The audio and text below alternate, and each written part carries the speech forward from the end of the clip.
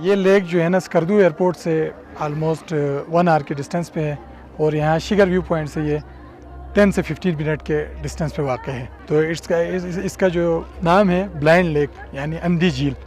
اچھا اس نام کے پیچھے جو وجہ ہے یا ہسٹری ہے وہ اس طرح سے ہے کہ یہاں آپ دیکھ رہے ہوں گے ایک بڑی سی جھیل ہے اور اس جھیل کا جو پانی جہاں سے نکل رہا ہے جو اس کا سپورٹ ہے جہاں سے پانی نکل کے آ رہا ہے اس کے بارے میں کوئی پتہ نہیں ہے کہ یہ ایگزیکٹ کہاں سے نکل رہا ہے. کئی سالوں سے اس کا جو ہے نا لیول بھی ایک ہی لیول پہ یہ پانی کھڑا ہے. اچھا اس پانی کی ایک اور بڑی خوبصورتی یہ ہے کہ یہ عام چشموں سے جو ہے نا تھوڑا گرم پانی ہے. I'm here visiting Pakistan on holiday with my mum. I think it's just absolutely fantastic. We've now been in Urdu for the last 4 days and it's just absolutely beautiful. Every day just does not fail to amaze me. Stunning. You must visit Urdu.